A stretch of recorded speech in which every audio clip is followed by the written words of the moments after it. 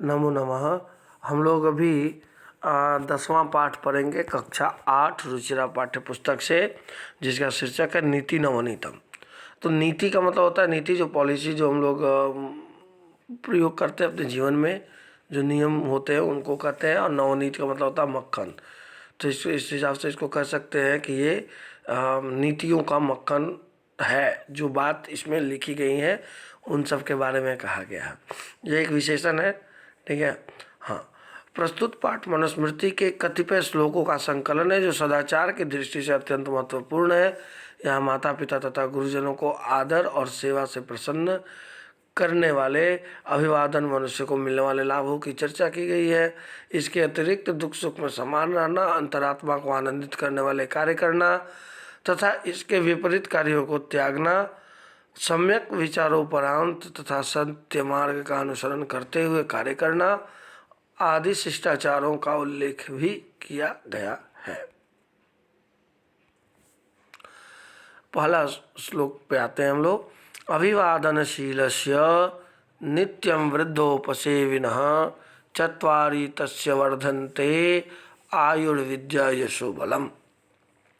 अभिवादनशीलस्य, अभिवादन उस मनुष्य के बारे में जहाँ पे चर्चा की गई है जो बड़ों की सेवा करते हैं, उनके बारे में की गई है कि अभिवादनशीलस्य, अभिवादन का व्यवहार करने से, नित्यम वृद्धोपसेविनः, और रोज ही बूढ़ों की, जो बड़े हैं आपसे, उनकी सेवा करने से, चत्वारि तस्य वर्धन्ते, उस मनुष्य का जो मनुष्य ऐसा करता है उस मनुष्य का तस्य वर्धन्ते, बढ़ जाता है। क्या क्या बढ़ता है? आयु, विद्या, यश और बल। ये 4 चीजें उनकी बढ़ जाती हैं। यम माता पितरौ क्लेशम सहेते संभवे नृणाम न तस्य निष्कृति शक्या कर्तुम वर्ष शतैरपि। जो माता पिता क्लेशम सहेते, क्लेश सहे है, कब? तो संभवे नृणाम मनुष्यों के, संभव यानी कि हम मनुष्यों के, इंसानों के, संभव मतलब जन्म में, उत्पत्ति में है ना। तो कह रहा है कि जो माता पिता हम लोगों की उत्पत्ति में क्लेश सहे, कष्ट सहे हैं, न तस्य निष्कृति, उसका निस्तार नहीं हो सकता है, उसको हम लोग चुका नहीं सकते हैं। शक्या कर तुम वर्ष शतैरपि, कुछ भी कर के भी, वर्ष शतैरपि, 100 साल में भी उसका निस्तार हम लोग नहीं कर सकते। उसको हम लोग कभी भी, उस एहसान को, उस उपकार को हम लोग कभी भी नहीं पूरा कर सकते। तयो नित्यं प्रियं कुर्यात् आचार्यस्य च सर्वदा तेष्वेव त्रिषु तुष्टेषु तपः सर्वं समाप्यते। यहाँ पे करा तयो, यानी उन दोनों के। किन दोनों के? तो माता और पिता के। तो माता पिता के नित्यम प्रियम कुर्यात, उन दोनों के लिए हमेशा प्रिय करना चाहिए, हमेशा उनके लिए अच्छा करना चाहिए। आचार्यस्य च सर्वदा, और आचार्य का भी हमेशा, सर्वदा मतलब हमेशा करना चाहिए। क्या करना चाहिए? तो प्रिय करना चाहिए, उनसे प्रिय बोलना चाहिए, उनसे प्रिय बात करना चाहिए। तो उनसे हमेशा बात अच्छे से करना चाहिए, उनकी सेवा करनी चाहिए, तो मतलब उनको खुश रखना चाहिए बेसिकली। तो तेसु एवं, इससे क्या होता है? उनमें त्रिषु तुष्टेषु, उन तीनों में संतुष्टि अगर हो, उनकी संतुष्टि में ही क्या है? तपः सर्वम समाप्यते, सारे जो तप हैं वो समाप्त हो जाते हैं। यानी आपको कोई तपस्या करने की जरूरत नहीं है, अगर आपसे, आपके व्यवहार से, आपके शिष्टाचार से, आपके बोली से, आपके एक्शन से, जो भी आप कर रहे हैं, क्रियाकलाप से, अगर ये तीनों खुश हैं तो आपको कोई तपस्या करने की जरूरत नहीं है।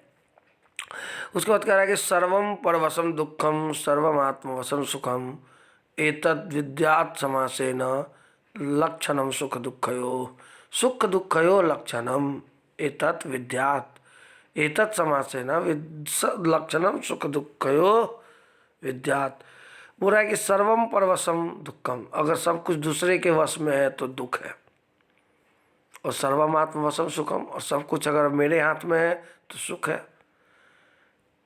एतत् विद्यात् समासेन, इस तरह से विद्यात् मतलब समझना चाहिए, समासेन इन्हीं का समास, समास का मतलब क्या होता है, दोनों को जोड़ना, ठीक है। तो इन दोनों को ही इन शॉर्ट बोल सकते हैं उसको, संक्षेप में, ठीक है। हम लोग क्या समझना चाहिए, समासेन संक्षेप में हम लोगों को क्या समझना चाहिए, लक्षणम सुख दुख हो, इन दोनों को ही, किन दोनों को, तो सब कुछ जब अपने वश में हो तो सुख, दूसरे के वश में हो तो दुख, इसी को हम लोगों को संक्षेप में सुख और दुख का लक्षण समझना चाहिए।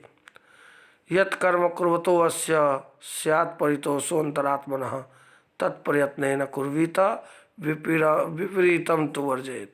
यहाँ पे कर रहा है कि यत् कर्म, जो कर्म, कुर्वतो अस्य करने पर, स्यात् परितोषो अंतरात्मनः, अंतरात्मा अगर परितोष हो रहा है, यानी कि आपकी आप संतुष्टि मिल रही है, नहीं ठीक है, आत्मा जिसको बोलते हैं ना, आत्मा गवाही, मन गवाही नहीं दे रहा है, तो उस काम को नहीं करना चाहिए। यहाँ पे कह रहा है कि जो गवाही दे वही काम करना चाहिए।